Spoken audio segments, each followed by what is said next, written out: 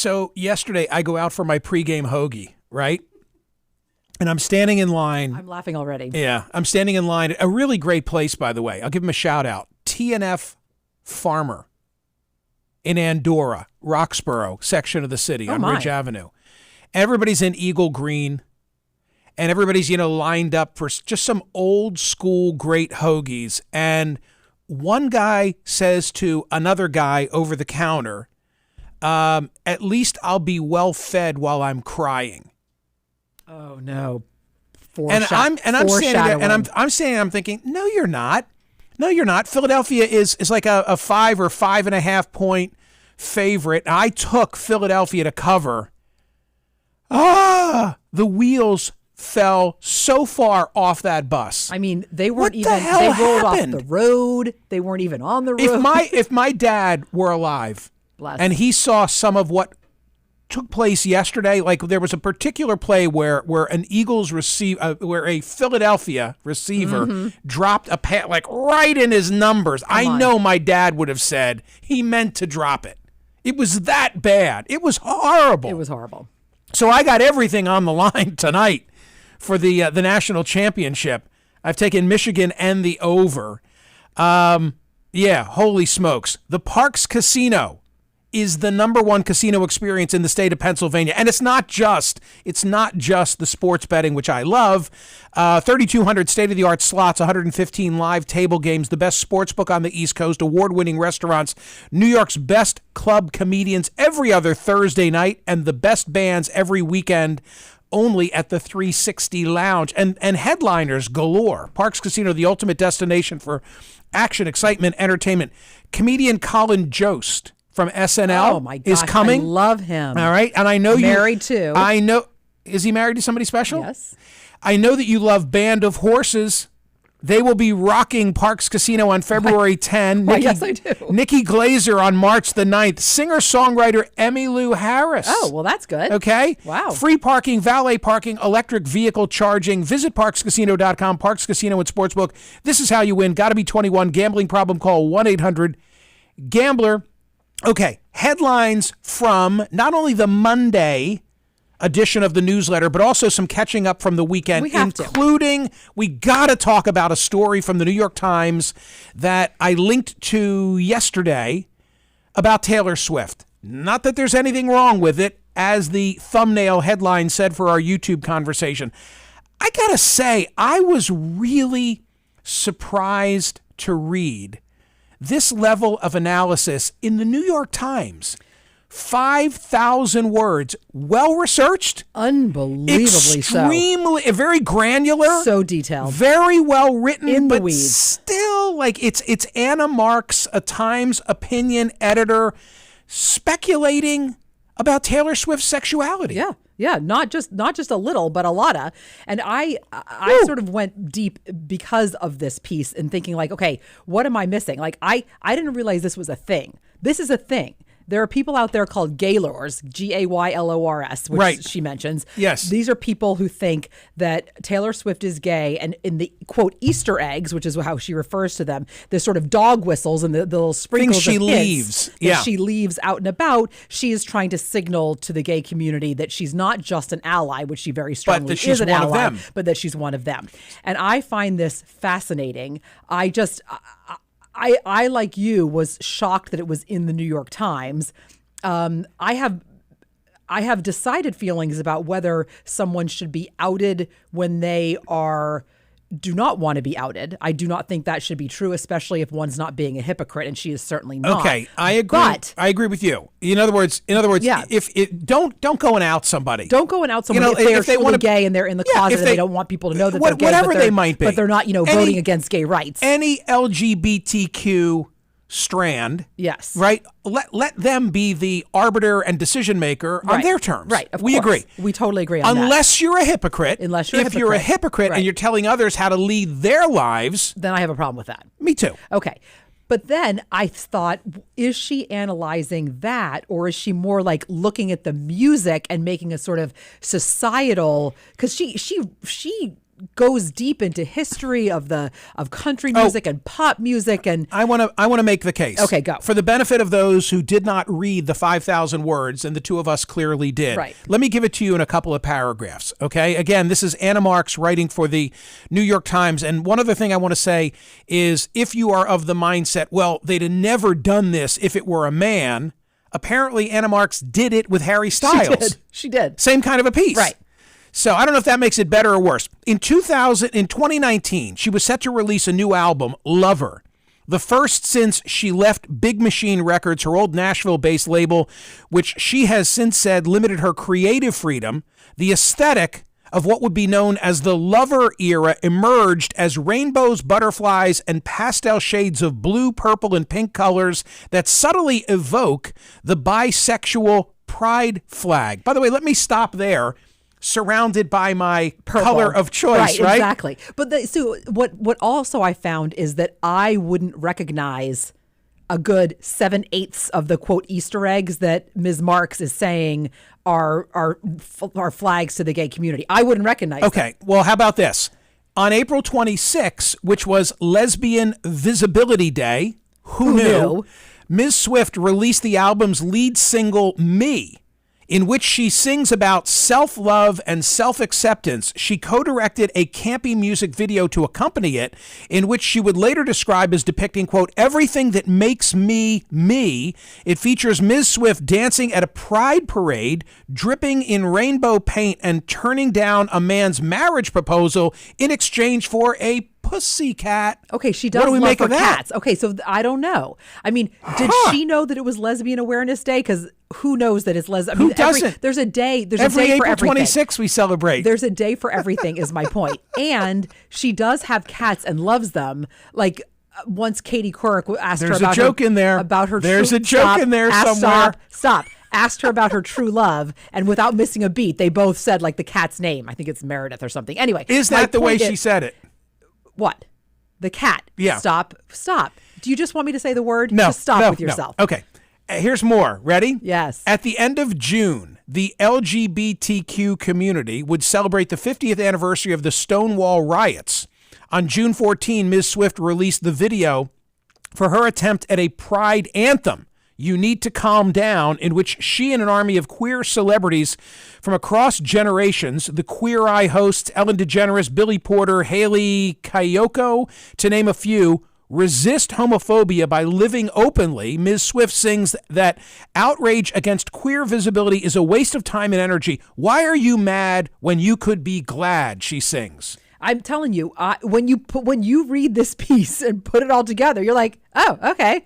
Like she makes a compelling argument. The video ends with a plea. Let's show our pride by demanding that, on a national level, our laws truly treat all of our citizens equally. Many in the press and otherwise saw the video at best as a misguided attempt at allyship and at worst, a straight woman co-opting queer aesthetics and narratives to promote a commercial product. Oh, now what's she doing? Is she being too commercial, like trying to appeal? Yeah. I don't know. That's not good. I don't know. Appropriation. Is this a case of appropriation? Like if she's not gay, should she be wearing the rainbow? The Swift camp not happy about the whole situation. They do not think it was an appropriate piece. TC, I have an email from Anna Marks from the New York Times inquiring about my fascination and desire to be surrounded in purple. Should I respond? People have often asked. Like those are the questions. Yes, is the when answer. I go out on the road, the questions like, or if you put into Google searches, what I would used to say in introducing you was it would be like, is Michael Smerconish gay? Is Michael Smerconish Jewish? And is Michael Smerconish married? Or something like that. Right. Gay. It's hysterical. Jewish. Right. Yes. Or how old is he? By the way, That's just what for everybody wants to know. balance, and this too was included in the Times, Vogue released an interview with Ms. Swift that was conducted in early June. When discussing her motivations for releasing You Need to Calm Down, Ms. Swift said, rights are being stripped from basically everyone who isn't a straight, white, cisgender male. I didn't realize until recently that I could advocate for a community that I'm not a part of. So that seems to put it to rest. One other thing, if I may, I saw that there were only, I don't buy this, they must have frozen, for all of the attention about the Taylor Swift piece in the New York Times, there were only 322 Impossible. comments Absolutely posted in the New York Times. No frickin' way. No way. No way. Yeah. The lead one was this. As for Taylor's sexual preferences, that is none of my business, or for that matter, your business. I don't understand the point of this article, but I feel greasy for having read it, plus wasting 15 minutes of my life. Yeah, I thought that was how I was going to feel. And I do feel that in some ways, in that I absolutely agree that it's none of our business. It is none of our business. What I did find interesting was all the Easter eggs, connections. Yeah. Like, I do find that interesting. So maybe it's, I don't know what that is. Well, okay, I have two reactions and then I'll get off it. I felt like... Also, what about Travis? Okay, I have three reactions. First of all, if I'm Travis, I love this. You're That loving is it. Come on. You're loving it. A ridiculous human being. That is the most Michael thing I have ever heard. You're like, hey.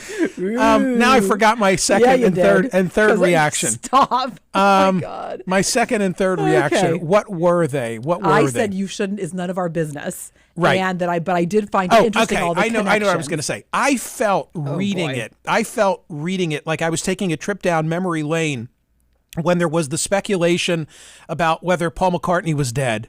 Oh. And the Beatles in Sgt. Pepper's dropped Easter eggs in the album artwork and in the songs, including Day in the Life, as to whether, Billy Shears, I'm doing this from Billy Shears, what would you do if Billy Shears.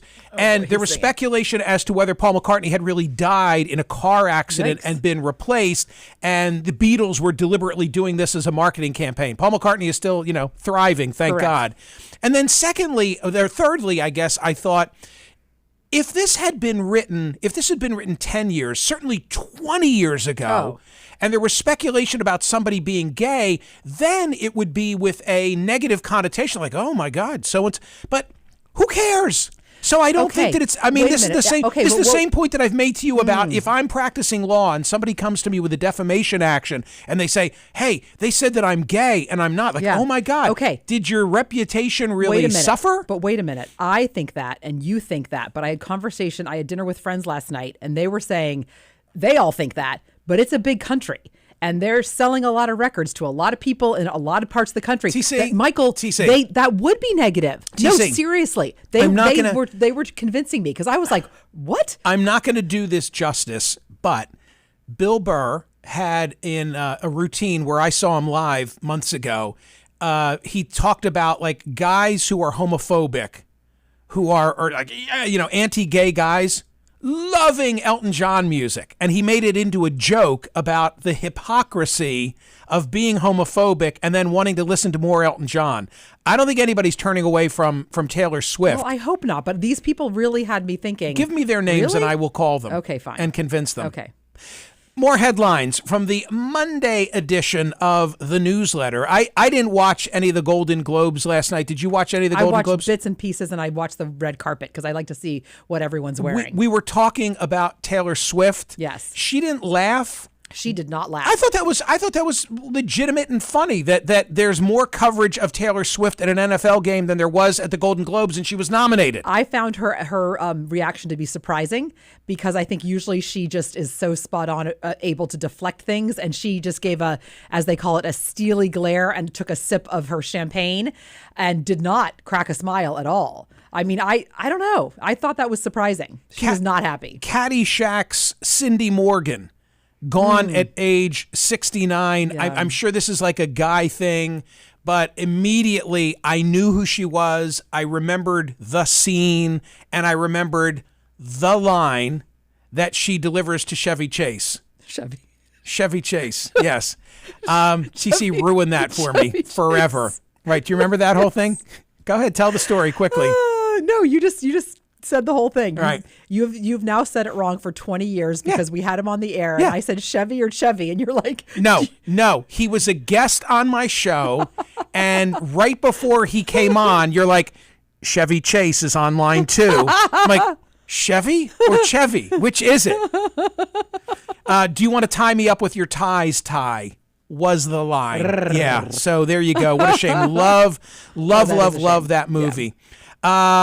Mehdi Hassan, gone from MSN, I guess was already losing his show. Right. And the surprise was that he's now decided he's leaving the network as well. So his show, the announcement had come that in late November that it was canceled. Last night was his last show, but it was also his last day on the network. Wall Street Journal over the weekend with this story, and of course we had it at Smerconish.com. I'm really proud of the last couple of days in particular. The newsletter has looked great. Thank you, Alice. Yeah. And the content has been terrific, and I have had no shortage of material to select and put in an offering for you. Elon Musk, says the headline, has used illegal drugs, worrying leaders at Tesla and SpaceX. Here's the lead. Elon Musk and his supporters offer several explanations for his contrarian views on filtered speech and provocative antics. They're an expression of his creativity, or the result of his mental health challenges or fallout from his stress or sleep deprivation. In recent years, some executives and board members at his companies and others close to the billionaire have developed a persistent concern that there is another component driving his behavior, his use of drugs. And it is like the rock star dilemma, which is to say, would they have the creativity? Would they have been inspired to produce that which they've produced in music, but for, the drug influence? I also wondered how they knew about these details. So the paragraph that caught my eye, in 2018, for example, he took multiple tabs of acid at a party he hosted in Los Angeles. The next year, he partied on magic mushrooms at an event in Mexico. In 2021, he took ketamine recreationally with his brother, Kimball Musk, in Miami at a house party during Art Basel. He has taken illegal drugs with current SpaceX and former Tesla board member Steve Jurvetson. What's the deal? How do we know this? I think because he acknowledges it. Ketamine evidently is his drug of choice right now. Right. Yikes. You, of course, know about what happened last Friday night with the Alaska airline flight and the door that blew off. Yes. Well, it was found in the backyard of a Portland school teacher identified only as Bob by the National Transportation Safety Board. So this is interesting. Yeah, the door plug, they said, was what flew off and then pulled the door open. Now, but this is what was interesting. First of all, couple details. You might already know this, but the airplane itself was brand new. It was only delivered to Alaska Airlines on October 31st. However, on 3 occasions, a light indicating pressurization problems had turned on. Most recently, January 4th, the day before the accident. Although Alaska Airlines characterized the warning issue as, quote, benign, the airline decided to restrict the plane from flying over water to Hawaii, for example. Then this is what jumped out at me, and I wondered if you saw this line. The plane had 171 passengers, not including crew members, and 178 passenger seats. Of the 7 empty seats, 2 happened to be immediately next to the door plug. No way. I thought of you immediately. No way. I was like, he is Who doesn't take the window seat? Who doesn't take the window seat? And those odds, 171 passengers. No way. 178 seats. Nope. You know me too well. Nope. Absolutely, I'm not buying it. I starred that. I highlighted it in yellow. Okay, so we haven't had this conversation. We have not. So what do you think went on here? Because I have a theory. I think they knew that was the problem, and they didn't said, keep people near there. there. Don't sit there. Right. That's it. All right. Yeah, unbelievable. That Thank will God be like, no that one will was be hurt. That will be like the next day story. Yeah. We also had this over the weekend. The story of Tidy Mouse. You got to see the video. Despite being an avid wildlife photographer, retired postman Rodney Holbrook never expected to capture a Ratatouille-style scene unfolding in his own shed after regularly discovering that things from the night before had been mysteriously tidied. He set up a night vision camera on his workbench. It captured a mouse picking up clothes pegs, corks, nuts, and bolts. He has since nicknamed the well-kept rodent Welsh Tidy Mouse. The 75-year-old from Bullith Wells, Powys, said that the tidying ritual had been going on for 2 months. It's the cutest thing you've ever seen. This little tiny mouse is putting everything back in a box. I can't even believe it. It's really, really sweet. I just very appealing to watch. At first, I noticed that some food that I was putting out for the birds was ending up in some old shoes I was storing in the shed. 99 times out of 100, the mouse will tidy up throughout the night. It's unbelievable. The video is the cutest thing. You cannot imagine it's real, but it is. Prediction: it makes the 5 tonight. At the end of the show, animals are great. Yeah, there you go. Yeah. Okay. And then people will wonder, why does that show have such high ratings, even more so than a primetime show? Go to Smerconish.com now and you'll get a preview. Exactly. You don't need the 5.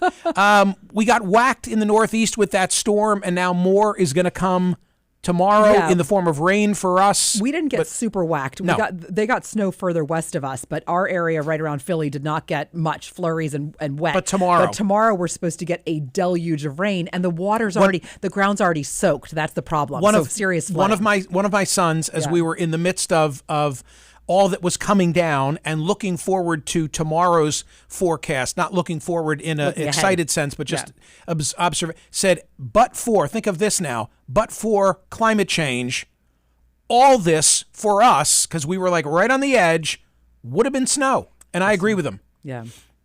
And I agree. All right, go vote on today's poll question. Do you agree with Mitt Romney that with regard to the Biden campaign, the threat to democracy theme is a bust? Subscribe for the newsletter if you're not already subscribed. See you later.